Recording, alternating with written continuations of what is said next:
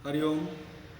आज मैं आप लोगों के लिए श्रीमद् भगवत गीता से एक बहुत ही महत्वपूर्ण विषय को लेकर आया हूँ, जो परीक्षाओं के दृष्टिकोण से बहुत ही ज़्यादा महत्वपूर्ण है, जो है स्थित प्रज्ञ। आज की वीडियो में हम स्थित प्रज्ञ विषय के ऊपर चर्चा करने वाले हैं। मैं डॉक्टर आशीष डोभाल आपका स्वागत करता हूँ मेरे यूट्यूब चैनल आत्मज्ञान योगा स्टडी में।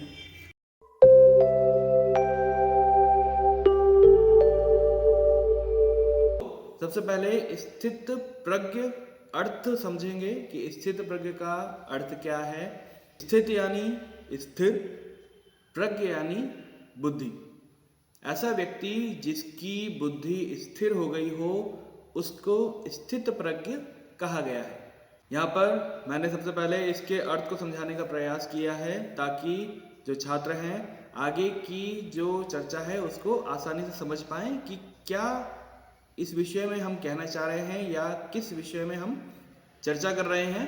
कुरुक्षेत्र की रणभूमि में जब अर्जुन विषादग्रस्त हो गया, तनाव से ग्रस्त हो गया, अपने कर्तव्य कर्म से दूर हटने लगा, तो भगवान श्री कृष्ण ने अर्जुन को आम जनमानस के लाभ के लिए, उनकी भलाई के लिए अर्जुन को गीता का उपदेश दिया, जिसके अंतर्गत अलग अलग विषयों के माध्यम से अर्जुन को यह बताने का प्रयास किया गया है कि कर्तव्य कर्म ही सबसे महत्वपूर्ण है। उसी के अंतर्गत ज्ञान योग में स्थित प्रज्ञ की चर्चा की जाती है कि जब भगवान श्री कृष्ण से अर्जुन पूछते हैं कि वह स्थित प्रज्ञ पुरुष बोलता कैसे है। स्थित प्रज्ञस्य का भाषा समाधिस्थ केशवा, दूसरे अध्याय का 54वां श्लोक है। इस प्रकार प्रश्न पूछने पर अर्जुन को स्थिरता के विषय में प्रकाश डालते हुए भगवान श्री कृष्ण कहते हैं कि कामनाओं का त्याग हो जाने पर जब आत्मा का दर्शन हो जाता है, ऐसा आत्म तृप्त महापुरुष स्थित प्रज्ञ कहलाता है। यानी यहां पर कहा गया है कि जिसके मन में तीनों ताप खत्म हो गए हों, सुखों की प्राप्ति में जिसकी इंद्रियां राग द्वेष से रहित हो जाती हैं, ऐसा साधक, ऐसा मुनि स्थित प्रज्ञ कहलाता है। भगवान श्री कृष्ण इसके लक्षणों को बताते हुए कहते हैं कि हे अर्जुन, जिस काल में मन में स्थित सब कामनाओं का भली भांति त्याग हो जाता है और आत्मा में ही संतुष्ट हो जाती है, उस काल में वह स्थित प्रज्ञ कहलाता है। यहाँ पर दो मुख्य विषय सामने आते हैं स्थित प्रज्ञ के विषय में। एक तो है कि उसकी संपूर्ण कामनाओं का त्याग हो चुका है, और दूसरा आत्मा से आत्मा में अर्थात अपने मूल स्वरूप में स्थित रहता है। यानी क्योंकि हम पहले भी इस बारे में चर्चा कर चुके हैं कि हमारा जो मूल स्वरूप है वो आत्मा स्वरूप है, आत्मा का स्वरूप है, ना कि ये जो नश्वर शरीर है ये हमारा स्वरूप है। गीता में और योगी ग्रंथों में या योग की परिभाषा हमने पढ़ी थी, वहां पर भी इस तरह की ही चर्चा मिलती है। वेदों उपनिषदों में यही सारी चर्चा हमको देखने को मिलती है।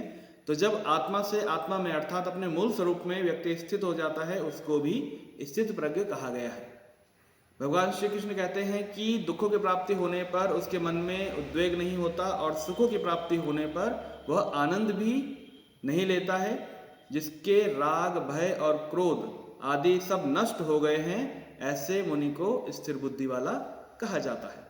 यहाँ भगवान श्री कृष्ण ने बताया है कि जब व्यक्ति की बुद्धि स्थिर हो जाती है, जब व्यक्ति स्थिर बुद्धि वाला हो जाता है, तो वो बोलता कैसे है। यहाँ पर भगवान ने सिर्फ उसकी क्रिया पे बल नहीं दिया है, बल्कि उसके भावों पर बल दिया है। उनका कहना है कि दुखों की प्राप्ति होने पर वह परेशान एवं विचलित नहीं होता, क्योंकि जब हमको कोई दुख प्राप्त होता है तो हम उससे विचलित हो जाते हैं, उससे हमारे शब्द भी अव्यवस्थित हो जाते हैं, या तो हम घबराए हुए होते हैं या हम क्रोधित होते हैं, तो उसी तरह की वाणी का प्रयोग हम करते हैं।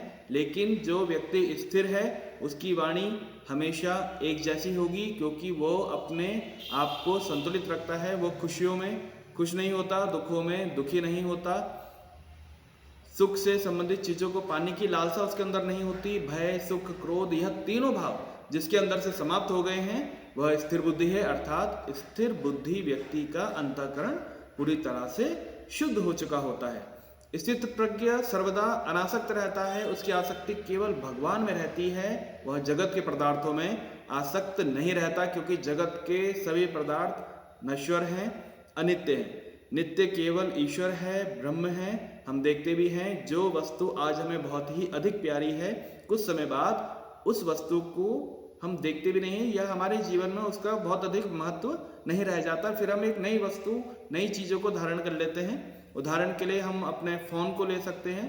हर 2 साल में, 1 साल में व्यक्ति अपने फ़ोन को चेंज करता रहता है, अपने वस्त्रों को बदलता रहता है, उसमें उसकी कोई विशेष आसक्ति नहीं होती। लेकिन ईश्वर में जो श्रद्धा उसकी शुरू से रही है, अंत समय तक वैसी ही श्रद्धा उसकी बनी रहती है। इससे भी सिद्ध होता है कि जो ईश्वर है वो नित्य है, हमेशा एक जैसा रहने वाला है, और जो अन्य सांसारिक वस्तुएं हैं वो सभी नश्वर हैं, धीरे धीरे क्षीण हो जाती हैं, उनके महत्व कम हो जाते हैं और अंत में वो समाप्त भी हो जाती हैं। गीता के दूसरे अध्याय के 57वें श्लोक में भगवान श्री कृष्ण कहते हैं कि शुभ अशुभ और प्रिय अप्रिय सभी में स्थित प्रज्ञ स्थित रहता है, तटस्थ रहता है। इसका कारण यह है कि वह शुभ अशुभ प्रिय अप्रिय ईश्वर के अधीन है, यही समझता है, मनुष्य के अधीन कुछ भी नहीं है।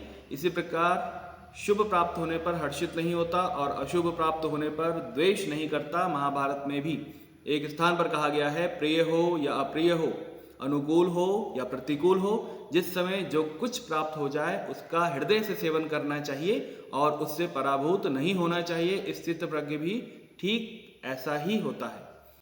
इसके गुणों के बारे में चर्चा करते हुए भगवान श्री कृष्ण ने कहा है कि जिस प्रकार कछुआ अपनी सारी इंद्रियों को अंदर की ओर समेट लेता है, इसी प्रकार स्थित प्रज्ञ व्यक्ति भी अपने सारी इंद्रियों को समेटकर ईश्वर में लगा देता है। उसका केवल एक ही लक्ष्य होता है, भगवत प्राप्ति, ईश्वर की प्राप्ति करना। संपूर्ण इंद्रिय निग्रह स्थित प्रज्ञ के लिए सबसे महत्वपूर्ण गुण है। स्थित प्रज्ञ केवल इंद्रियों को विषयों से अलग नहीं करता, बल्कि परमात्मा के परायण कर देता है। इससे भी स्पष्ट होता है कि इंद्रिय निग्रह परमात्मा परायण के बिना संभव नहीं है। सभी इंद्रियां मन के अधीन हैं। मन को भगवान में लगा देने से इंद्रियां अपने आप भगवान में लग जाती हैं।